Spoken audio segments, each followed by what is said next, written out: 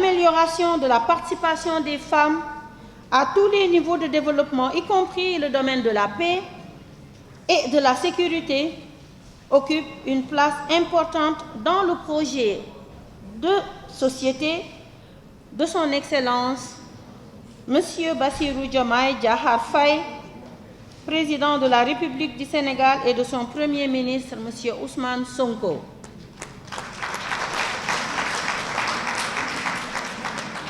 À travers leur vision d'un Sénégal souverain, juste et prospère.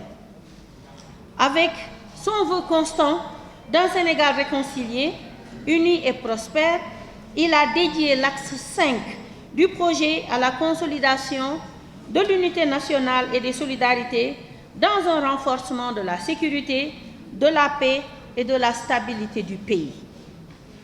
Pour parvenir à la réalisation de cette vision partagée et porteuse d'espoir, il a placé les femmes et les jeunes au cœur de la trajectoire de cette transformation systémique nouvellement enclenchée.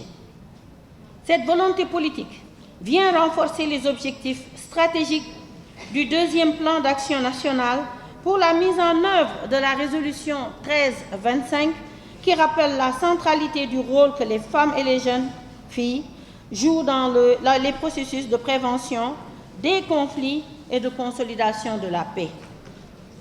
Mesdames, Messieurs, le forum qui nous réunit aujourd'hui revêt une importance symbolique compte tenu du rôle que la plateforme des femmes pour la paix en Casamance joue dans la pacification et l'apaisement de notre chère Casamance à travers le plaidoyer, la sensibilisation, l'assistance aux plus vulnérables et l'appui aux actions de développement endogène. Elle intervient également dans un contexte où la sous-région ouest-africaine est déchirée par des conflits, des crises institutionnelles, des menaces à la paix et à la sécurité comme le terrorisme, l'extrémisme violent qui ont un impact négatif plus accentué chez les femmes et les jeunes filles qui en paient le plus lourd tribut. Ainsi, en prenant l'option de donner une dimension sous-régionale à ce forum, avec comme stratégie la mobilisation des femmes de l'espace sénégambien et bissau-guinéen, vous venez d'imprimer à la célébration un cachet qui transcende les frontières, mais aussi qui nous rappelle encore nos liens de sang et de solidarité séculaire. Dans cette perspective, il me plaît de rappeler l'impérieuse nécessité d'unir nos forces pour mener ensemble des actions concluantes en faveur de la paix et de la stabilité dans notre espace régional. Vous avez sans doute compris que l'esprit des peuples et leur aspiration commune au bon vivre ensemble prennent toujours le dessus sur la réalité physique des frontières. Cette réalité est éloquemment traduite dans le projet d'appui à la coopération transfrontalière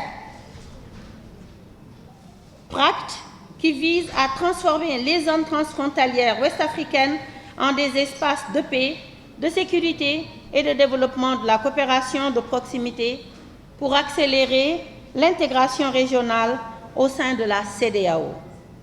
Mesdames, Messieurs, revenant au contexte national, un regard rétrospectif nous rappelle le rôle salvateur des femmes de par les initiatives qu'elles ont mises en œuvre pour rompre l'omerta imposée par les porteurs d'armes et poser publiquement le débat de la paix. Permettez-moi de rendre hommage à ces soldats de la paix dont tout le monde a parlé. Je veux nommer M. Diallo, Abdoulaye Diallo, Omar Cissé, sans oublier Ndoukour Ngatch Ndaw, que je connaissais personnellement. Dans ce sillage, la marque pour la paix des femmes de Niassia, sous l'égide de l'ONG Kagamen en 1990 et le Forum des femmes pour la paix en 1999 ont sonné comme un appel à l'action en vue de relever les défis les plus pressants de l'agenda femmes, paix et sécurité. Aujourd'hui, cette question est devenue une préoccupation nationale prise en charge par l'État à travers des structures comme l'ANRAC, le Centre national d'action anti-mine, les programmes transversaux tels que le PUDC, le PUMA et Promoville. Je magnifie au passage l'apport des organisations de la société civile, des associations féminines, des réseaux de jeunes, ainsi que des leaders religieux et coutumiers porteurs de messages de paix et de dialogue constructif. Madame la Présidente, j'ose espérer que les résultats des interactions, fruits de vos retours d'expérience, vont sans doute nous permettre de formuler des stratégies plus adaptées afin d'élever le niveau de responsabilisation des femmes dans les processus de prévention, de gestion et de consolidation de la paix.